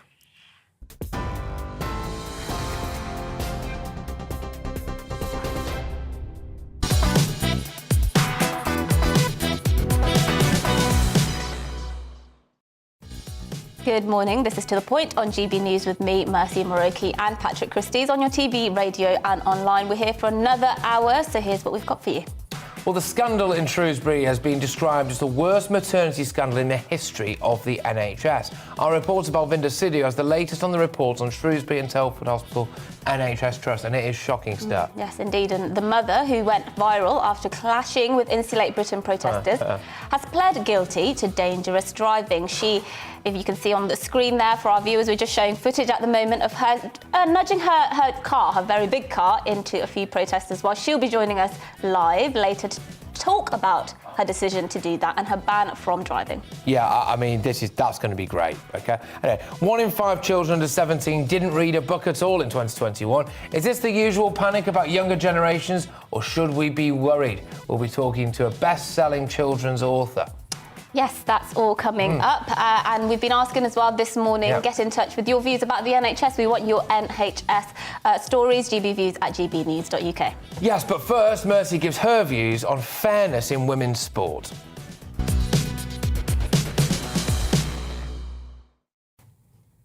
Every day on this programme, I deliver a monologue. Sometimes it feels like an address to the nation, a plea to those in power, sometimes a sermon, sometimes a rant. But my monologue today feels more like an obituary, because fairness in women's sport is dead. And I fear that for that sacred, hard-fought-for virtue, there is no resurrection, there is no second coming. We wake up to the news yesterday that a transgender athlete is set to compete against some of Britain's leading women in a national cycling championships, taking on cycling heroines like 5-time Olympic gold medalist Dame Laura Kenny. Emily Bridges, as this trans athlete wants to be referred to, only began hormone therapy last year. That was reported in The Times yesterday. Now that Bridges' testosterone levels are deemed low enough, Bridges has been given the green light to compete with women. Now let's put this into perspective. Dame Laura Kenny, who will be competing against this trans athlete, is the elite of the elite in women's cycling. She is the most successful woman in Olympic cycling history. She has won 63 medals in her career, 44 of them gold. She's an inspiration for young girls everywhere. Bridges, on the other hand, is biologically male. has competed with men until now, setting records against men. It's no surprise then that this person's record in the British Cycling Senior Academy is a whole 2 minutes quicker than the female record, which makes total sense because Bridges is biologically male and only started taking testosterone suppressants last year. For heaven's sake, I know people who've had long COVID longer than this person has supposedly been a woman. Every sporting organisation holding the position that all men have to do is lower their testosterone and that this levels the playing field is committing the most egregious affront to fairness and justice in sport in this century. The scandal of allowing men to compete with women in the name of inclusivity makes every doping scandal in history look like a picnic. The science is clear on this. One study from last year by Dr. Emma Hilton, a developmental biologist, and Dr. Tommy Lundberg, lecturer in clinical psychology, looks at exactly this question. Does suppressing testosterone put male athletes on an even footing with women, or do they maintain competitive advantage? Well, they conclude that based on the long-scale studies they looked at, suppressing testosterone to levels accepted for female competition leads to a very modest decrease in muscular advantage. In other words, no, it does not make competition fair. That academic study, by the way, is published in the journal Sports Medicine for those who want to have a look. Another 2020 study published in the British Journal of Sports Medicine, the leading journal in sports medicine, makes similar findings. It finds that whilst lowering testosterone makes male athletes lose some athletic advantage, a considerable advantage still remains, even after the 1 year period, which is used as the benchmark for being included in women's sport. Look, the clue is in the name. It's women's sport, not he who feels like women's sport. So, as we watch the slow death of fairness in women's competition, we lose with it hard-fought-for protections for women and girls in general. I'm a woman, I'm a daughter, I'm a mother to a daughter, I have 2 sisters, 5 nieces. My grandmother, even at her ripe old age of 96, is still the matriarch of my entire family. She had 5 daughters herself, my aunties. Me caring so much about this issue is not about self-indulgent headline snatching or clickbaiting. I care because I care about fairness for the women I love, and indeed all women. In fact, anyone who cares about justice and fairness for women in their life, about allowing them to achieve uninterrupted in their own right as women and having their hard work and achievements respected, should care about this scandal. There is still hope in reviving the common sense, the rationality, the fairness and the justice for women.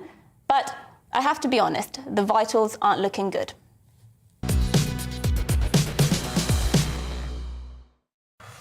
Yeah, it's just the latest absolute nuttery to come out about this particular issue, isn't it? And I think you expressed it very eloquently there. And, you know, I've said in the past at the moment, you know, I've not got any children, but, you know, one day I might have a daughter and I'm terrified for the potentials that could happen there. I'm terrified of the safety, but I'm also terrified of the lack of fairness. Yeah. I think trying to teach children values on fairness and work ethic and how far that can get you and doing things the right way. I think it's completely shattering because people think that equality equals fairness, and that's not the case whatsoever. That is exactly what... Things do not have to be completely equal to achieve fairness. Equality, achieving fairness does not entail giving every single person the exact same chance at every single thing. That is why we have different categories for women's sport, because we acknowledge that biologically males and females are different. This has been shown in this scientific literature. They have different competitive advantages when it comes to their physiology and when it comes to their athleticism. And that goes down to puberty, really, because before then there is no sort of main key biological difference between women and men. That's why we have these different categories. And the idea that this amazing woman, who's the most successful woman in women's cycling in history, and has worked her entire life to achieve what she has achieved, might lose her titles just because this person who has been competing in men's sport for all this time now says they're a woman after having taken hormone-busting, testosterone-busting treatment for a year. Yeah. I find that just the definition of injustice and in unfairness. But it's an issue with the law as well, and this is why people tie themselves in knots with it all, because they go, you know, can a woman have a penis? Well, technically, legally, with things like the Equalities Act, etc., yes, they can, but actually, in a practical sense, in a sporting sense, in a biological sense, well, then, in my opinion anyway, no, they can't, right? So it is something that needs to be addressed, and it's not going to go away anytime soon. I think people have been burying their heads in the sand, frankly, with this. And, you know, maybe it takes a politician, a prominent politician in this country, to have a daughter who's an elite-level athlete, and then that have been snatched away by, by someone who's trans potentially, for something to get changed. But anyway, right, it's been described as the worst maternity scandal in the history of the NHS. A long-awaited report into harm caused to babies and mothers at one hospital trust in the Midlands has been released. Yes, well, an inquiry was initially set up in 2017 to look into the cases of 23 families, but that number grew to more than 1,800 families. The full extent of the problem has been published, and our reporter Balvinder Sidhu will give us the details in just a moment. Before that, Balvinder has been speaking to two mothers from Telford who've been sharing their stories. Hours after Olivia was born, she died in her mum Julie's arms. 20 years later, Julie looks back and says she didn't realise her daughter was not going to survive. If they'd have been honest with me from the start that she wasn't going to make it, I'd have spent all that time with her, but I didn't. I wasn't even half an hour, not even half an hour holding her. It was May 2002 when Julie went into labour at the Royal Shrewsbury Hospital.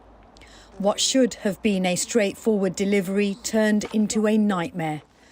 Olivia was in the wrong position and the doctor wanted to move her using a suction cup, but when that failed, he used forceps.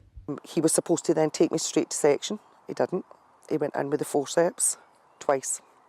The first time he went in with the forceps, they came off with a clang, and then he went straight back in again. And when he went in again, my husband had me under the arms, pulling me up the bed, because I was being pulled down the bed with the forceps. Mistakes were made and Olivia was born brain damaged with severe bruising and swelling. She was perfectly healthy right up until then. And she just, they told me if she had survived, she would never have known who I was. The doctor who delivered Olivia was later charged but cleared of manslaughter by gross negligence. Julie is now part of an independent inquiry investigating the maternity experiences of more than 1,500 families at the Royal Shrewsbury and Telford NHS Trust. Olivia will forever now just be a statistic of the failings of this trust. That's going to be hard for me, because how can someone not be responsible? Pippa Cartwright is helping her 15-year-old son, Louis, get dressed. Louis was born with Erb's palsy. He can't feel or use his right arm. Pippa says when he was born, she was supposed to have a C-section. I was prepped to have a C-section, but then I was told that they'd done their quota for the day, so I couldn't have a C-section. I remember being in labour. I was violently sick and I got told off by the midwife because I'd been sick on the floor. Then it was all panic stations. I remember my legs being flung back and a midwife sitting on my stomach and pressing down, and I remember the doctor had his foot on the end of the bed and he had Louis' head between his hands and he was pulling me down the bed and the midwife was pulling me back up the bed. And then obviously Louis was born and obviously he had a severe injury. And how did you feel? Angry. Yeah, very angry. It took a few years for me to, because I felt guilty because of the injury that Louis got. I thought it was my fault for years. I blamed myself.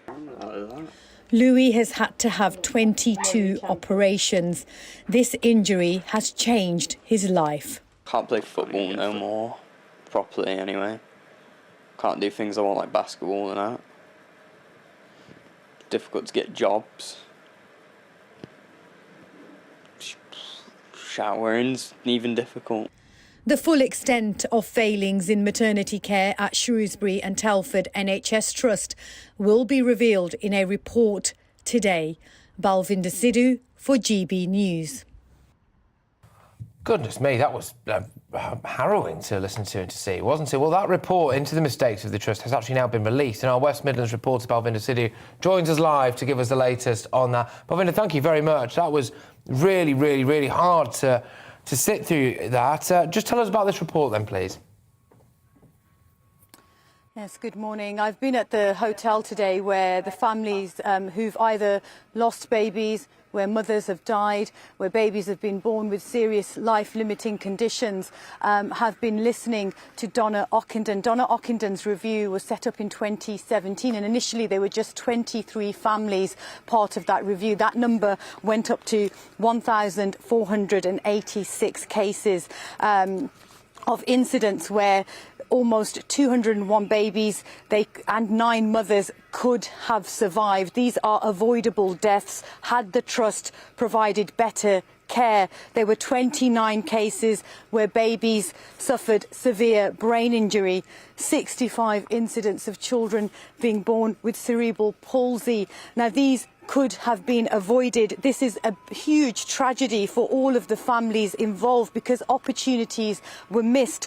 Donna Ockenden's review found that between the period of 2011 and 2019, there were 40% of stillbirths and 43% of neonatal deaths were never investigated. She says opportunities were missed. Had investigations taken place, had senior members of the Trust looked into the matter, listened to families, these deaths could have been avoided. Now, she also found that there was a culture of not performing caesarean sections, so women were encouraged to deliver babies normally, and in some cases it was no longer safe, and a C-section would have been the better option. As you just heard Pippa saying there, she was prepped for a caesarean section because she had 2 complications in her previous births. So when her son Louis was born, she was told that the C-section would be the safest option. But on the day, she was told that they had already met their quota for the day and she would have to deliver normally. And as a consequence, her son has Erb's palsy and can't use his right arm. Now, going forward, the recommendations are that, there needs to be better training, better staff levels, safer staffing levels.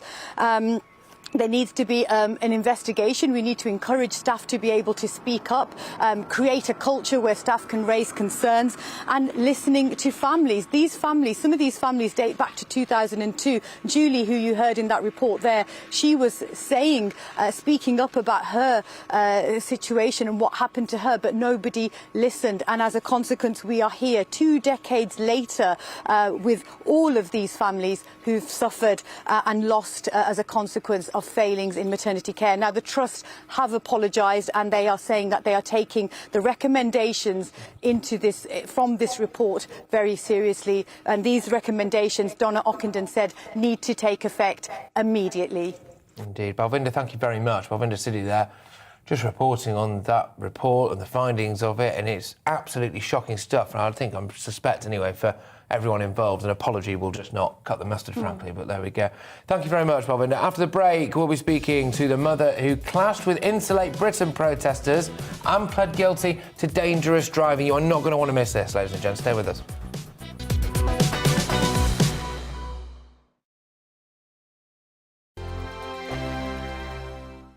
GB News is the UK's home of discussion and debate from all perspectives. To stay up to date on the latest stories, make sure that you subscribe to the GB News channel right here on YouTube. You can watch us live 24/7 across the whole world. You can also check out exclusive content and catch up on previous episodes of your favourite shows.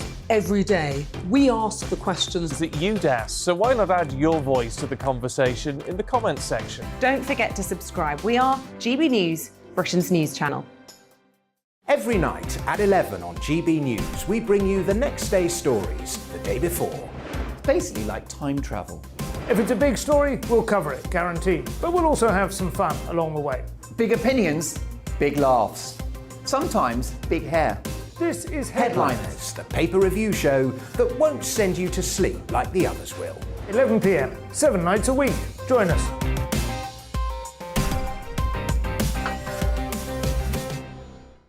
Hello there, I'm Eamon Holmes. And I'm Isabel Webster. And we hope you can join us for Breakfast with Eamon. And Isabel. You make me laugh out loud, belly laugh. Is that important first thing in the morning? Yeah, absolutely. And there's me trying to be deadly serious. News is a serious business. Yeah, I have to rein you in sometimes. Well, it doesn't stop us laughing at it. It doesn't stop us having an opinion on what's going on. Yeah. And it certainly will not stop us reflecting what you think. Weekdays from 6 to 9:30 on GB News. I'm Dan Wootton. Join me Monday to Thursday from 9 to 11 for the feistiest and most fun news debate on TV, where free speech reigns. I'll bring you a sharp take on the day's biggest stories, bombshell newsmaker interviews, and A-list guests. And I guarantee you, no spin, no bias, no censorship, and no reason to go to bed. That's Dan Wootton Tonight, Monday to Thursdays from 9 on GB News. My name's Tom Harwood, and every weekday we bring you The Briefing live from 9:30 a.m. The stories, analysis, and live debate that you need to hear. Quite right, Tom, of course. Was this something that had been considered at all? Difficult to answer. Gas-guzzling helicopters circling. Noise is being made here. Joe Biden walking out. Thank you very much for joining us. Don't miss it. The Briefing with me, Tom Harwood, Monday to Friday, 9:30 a.m. on GB News. Join me, Gloria De Piero, Monday to Thursday at noon for The Briefing. We go to the parts of Parliament that you won't see elsewhere. Plus, there's exclusive interviews with MPs from all parties. But quite often, they paper over the real truth. Why does a working class lad like you join the Tories? That's a good question. Don't miss it, Monday to Thursdays at noon on GB News.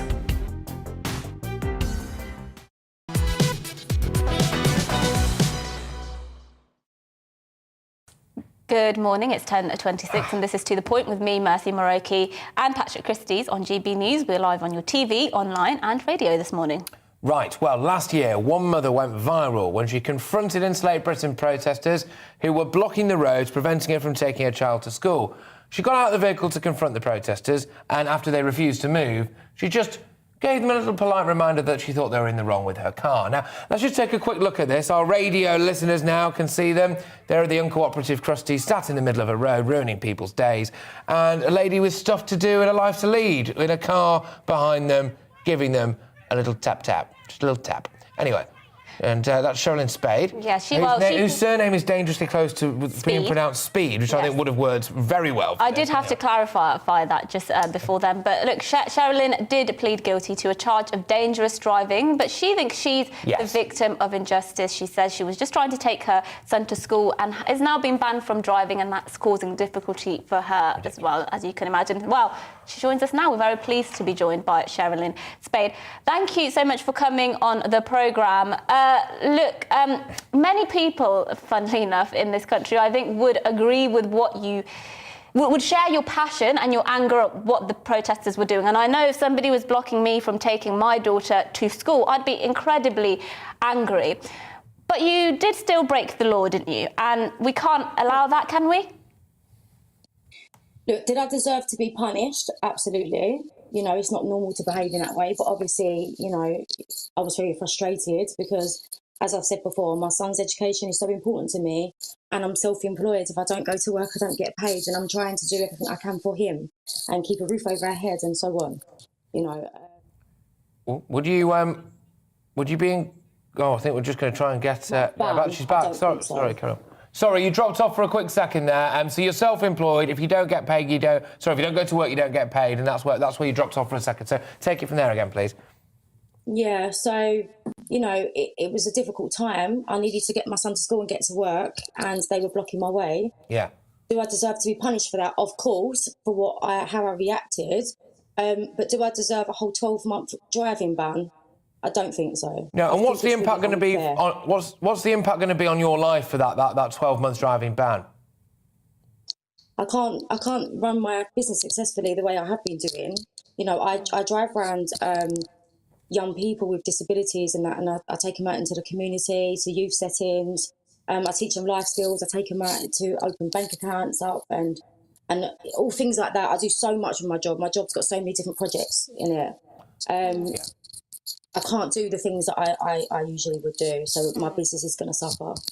Yeah, I do have to say, and I will probably be accused of condoning violence when I say this, but I really struggle to not wholeheartedly support you, because you sound like you're an incredibly hardworking person. I have a young daughter myself. You're just trying to get on, and it just does seem like the repercussions from what you did are disproportionate, whereas the repercussions that from the Insulate Britain people who were blocking the roads, causing lots of damage to people's lives and to property, they've barely received any repercussions.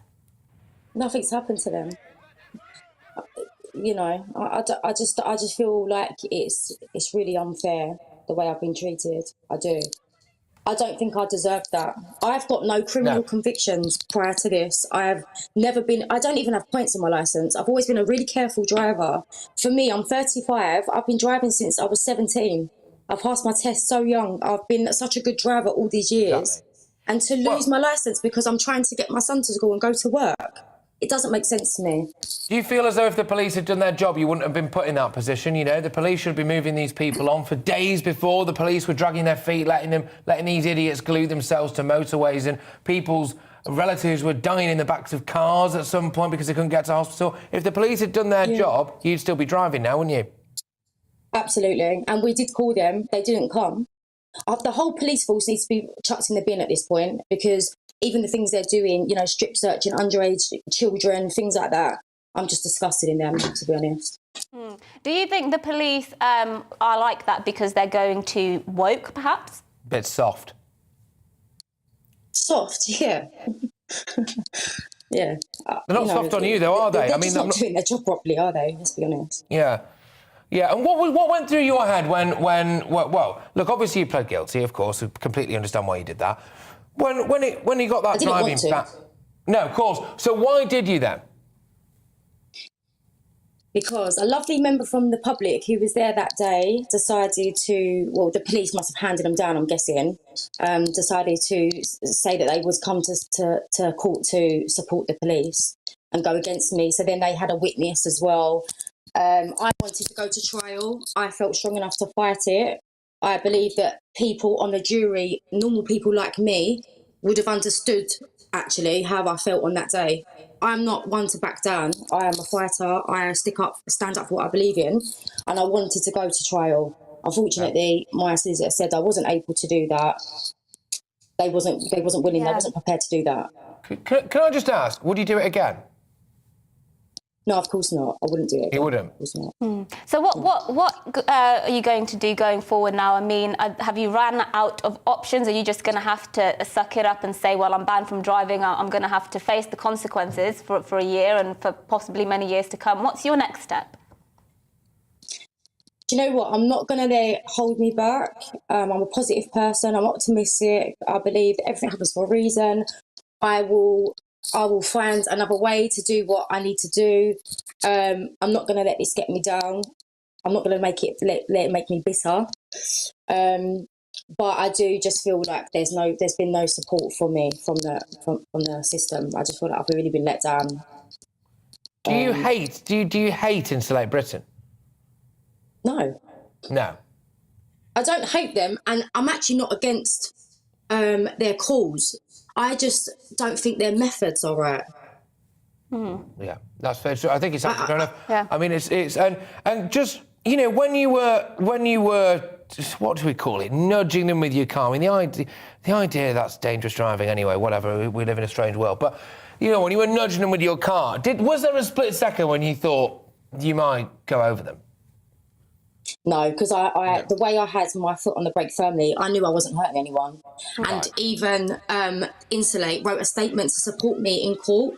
She said that she was not hurt. She didn't have to receive any medical attention. She was actually, the lady Bethany was actually on my side. She wrote a statement supporting me. She said that she didn't believe that the CPS should charge me, and she didn't want me to get charged from this. Yes, well, I think we did, yeah.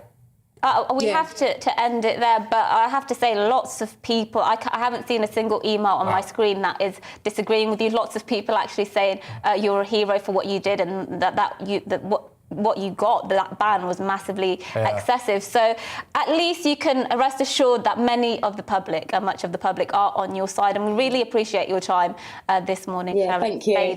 Thank you. The mother who, of course, was driving that very lovely car. Did what we all wanted to do. No comment from me on that one. After the break, 1 in 5 children under 17 didn't read a book at all in 2021, which begs the question, what on earth were schools doing? But should we really be worried?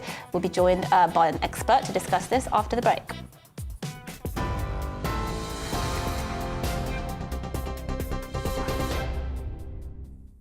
Good morning, it's 11:35. I'm Tamsin Roberts in the GB newsroom. Repeated failures led to the deaths of 201 babies and 9 mothers at Shrewsbury and Telford Hospital NHS Trust, with a damning report finding they could have survived if they were given better care. Catastrophic errors were made over a 20-year period, with other babies being left severely brain damaged. The head of the inquiry, Donna Ockenden, says the trust didn't learn from its own inadequate investigations. We now know that this is a trust that failed to investigate, failed to learn, and failed to improve. This resulted in tragedies and life-changing incidents for so many of our families. More than 4 million people have now fled Ukraine, according to the UN Refugee Agency. That's as British military intelligence shows Russia is compensating for setbacks on the ground with increased missile strikes. The Ministry of Defence says Russian units have been forced to return to Belarus and Russia to regroup after suffering heavy losses. Boris Johnson will face MPs during Prime Minister's questions shortly, his first since the Met Police found coronavirus laws were broken during lockdown. Number 10 insists Mr Johnson didn't mislead Parliament when he claimed rules were followed. 20 people are being fined for attending parties at Downing Street. Police say more could follow. Shop price inflation has hit its highest rate in more than a decade, rising to 2.1% in March, up from 1.8% in February. Prices have risen for 5 consecutive months because of cost pressures throughout supply chains. The British Retail Consortium says costs are also being exacerbated by the war in Ukraine. TV, online and DAB Plus radio, this is GB News. Don't go anywhere. Patrick and Mercy will be back in just a moment.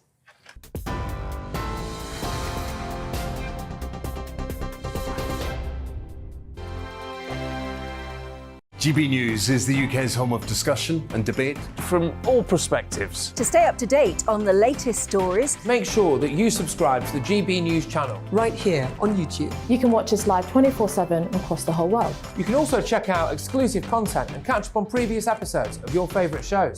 Every day, we ask the questions that you'd ask, so why not add your voice to the conversation in the comments section? Don't forget to subscribe. We are GB News, Britain's news channel. Every night at 11 on GB News, we bring you the next day's stories the day before. Basically like time travel. If it's a big story, we'll cover it, guaranteed. But we'll also have some fun along the way. Big opinions, big laughs. Sometimes big hair. This is Headliners, the paper review show that won't send you to sleep like the others will. 11 p.m, 7 nights a week. Join us.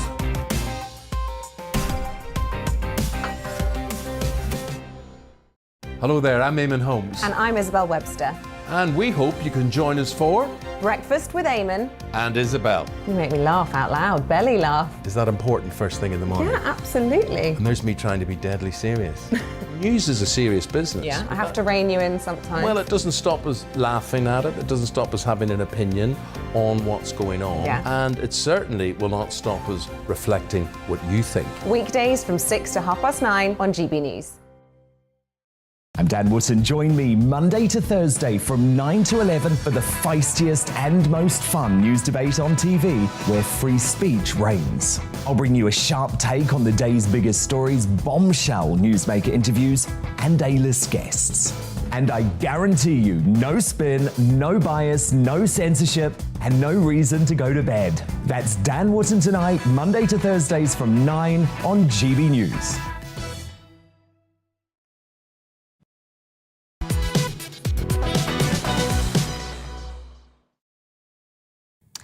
Good morning, it's 11:39 and this is To The Point with me, Mercy Muroki and Patrick Christys. On GB News, we're live on your TV, online and radio. Yes, indeed. Right now, according to the publisher Farshaw, 1 in 5 children under the age of 17 didn't read a book at all in 2021.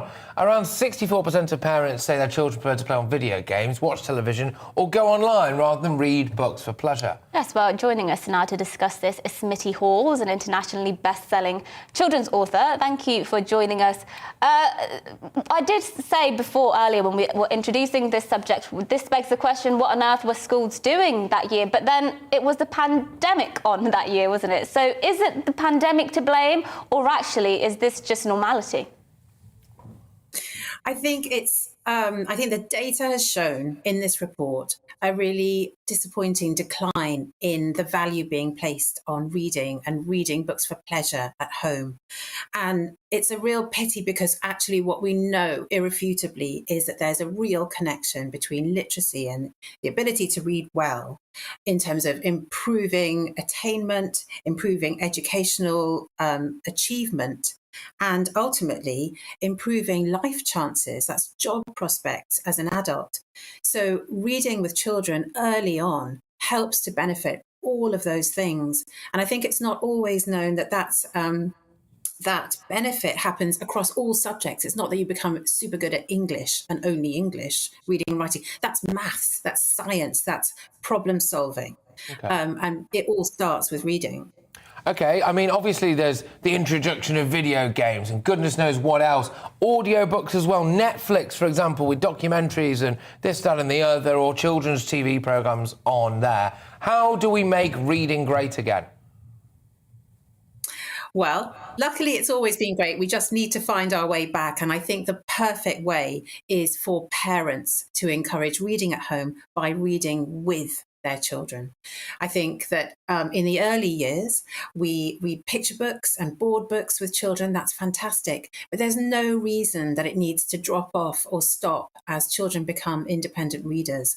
I think it's enormously empowering for children to have that chance, that little bit of time with an adult at home. It doesn't just have to be parents, it can be siblings, it can be grandparents, but having a little bit of time reading with a parent at home, not only do they bond with them, but that little bit of reading every day, regularly, turns them into really, really strong, independent readers by themselves who will then continue to read, statistics show, as they get older and on into later life. And just very finally, aren't parents to blame then, basically? Because we said that children prefer, lots of parents are saying children prefer video games and watching television.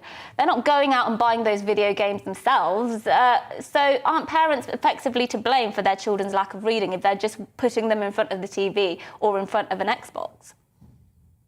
It's tricky, isn't it? Culturally, we have embraced all things screen-led, haven't we? That's not just children, that's us as adults too. We're often on our phones and we model that kind of behaviour to our children. So to a certain extent, we can't blame them for sort of copying us. But I think that helping parents to realise that they can be real changers in this, they can be enablers for their children. I don't think they always realise. And I think helping schools to also set aside a time for story time every day so that children are read to there as well could be a really great thing that the government could do. And keeping our libraries open, of course. Absolutely, yes, the tragic loss of the local library. Anyway, Smitty, thank you very much. Smitty Halls there, internationally best-selling children's author. Sorry it was short and sweet. We need to get you back on again. We've just got something else to squeeze in before the end of the show, I'm afraid. Thank you very much for your time today. Right, now, see you soon. Now, throughout the show, we have been asking you for the reasons why you are not satisfied with the NHS or the reasons why you are. Very low satisfaction ratings, a drop of 17%, the lowest since 1997. And I want to actually offer you some solutions at the end here with a man who really knows what he's on about. So Dr. Christian Niemitz is Head of Political Economy at the Institute of Economic Affairs. Christian, what are some solutions? Whenever we talk about privatisation in this country, people's heads explode. Is there a happy medium? What can we do? Well, first of all, there's nothing wrong with privatization. We just have to realize privatization doesn't mean that it will look like in the United States, where you have an uninsured population and an underinsured population. There are successful examples of privatized healthcare systems closer to home.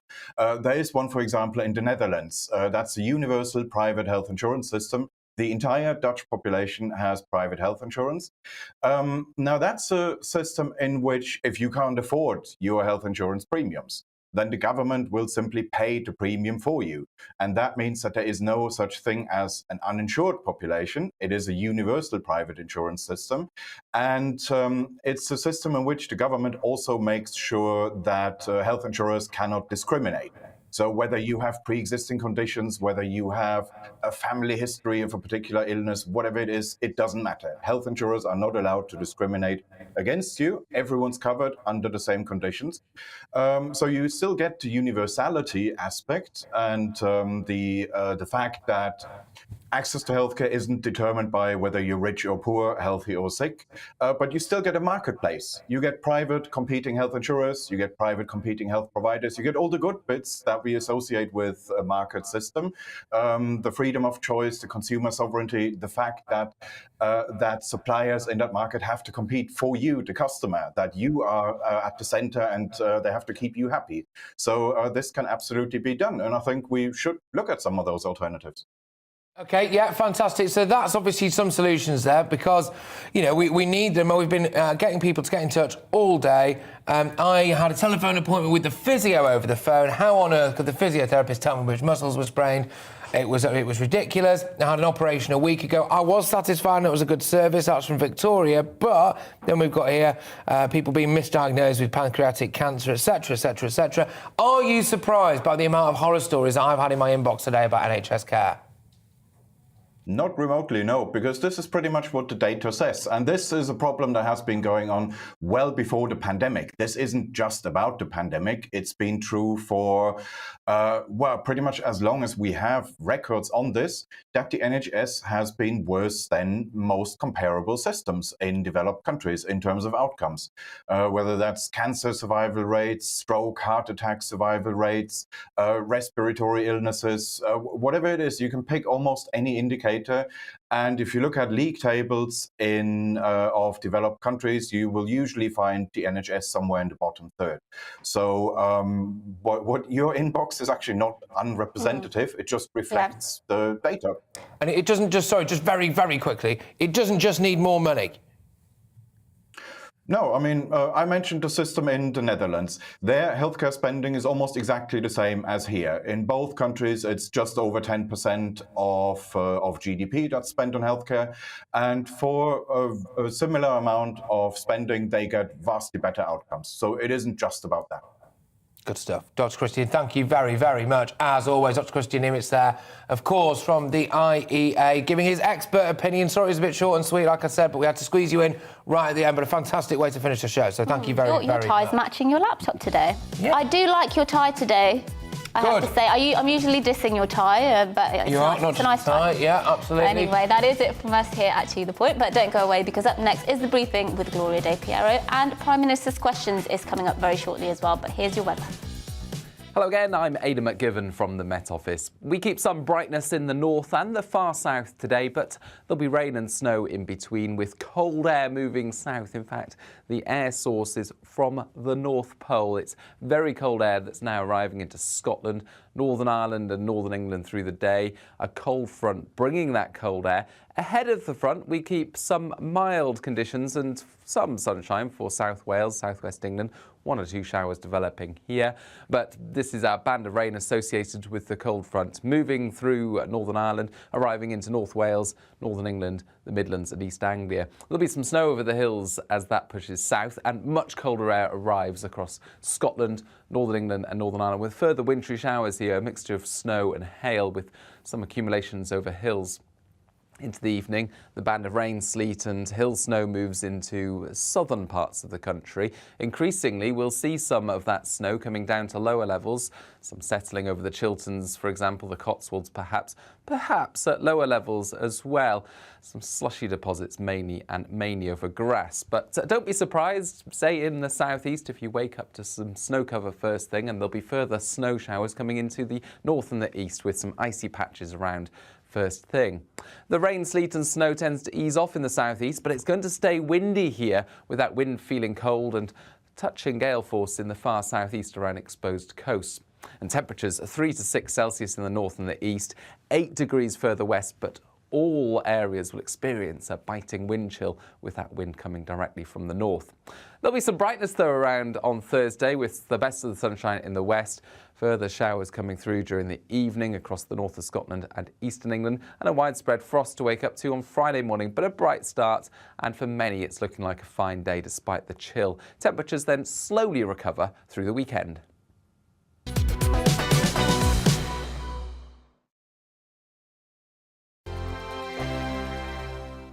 GB News is the UK's home of discussion and debate from all perspectives. To stay up to date on the latest stories, make sure that you subscribe to the GB News channel right here on YouTube. You can watch us live 24/7 across the whole world. You can also check out exclusive content and catch up on previous episodes of your favourite shows. Every day, we ask the questions that you'd ask, so why not add your voice to the conversation in the comments section? Don't forget to subscribe. We are GB News, Britain's news channel. Every night at 11 on GB News, we bring you the next day's stories the day before. It's basically like time travel. If it's a big story, we'll cover it, guaranteed. But we'll also have some fun along the way. Big opinions, big laughs. Sometimes big hair. This is Headliners, the paper review show that won't send you to sleep like the others will. 11 p.m, 7 nights a week. Join us.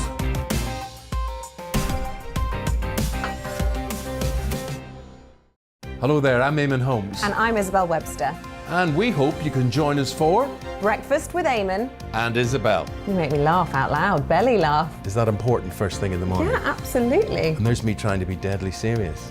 News is a serious business. Yeah, I have to rein you in sometimes. Well, it doesn't stop us laughing at it. It doesn't stop us having an opinion on what's going on. Yeah. And it certainly will not stop us reflecting what you think. Weekdays from 6 to 9:30 on GB News. I'm Dan Wootton. Join me Monday to Thursday from 9 to 11 for the feistiest and most fun news debate on TV, where free speech reigns. I'll bring you a sharp take on the day's biggest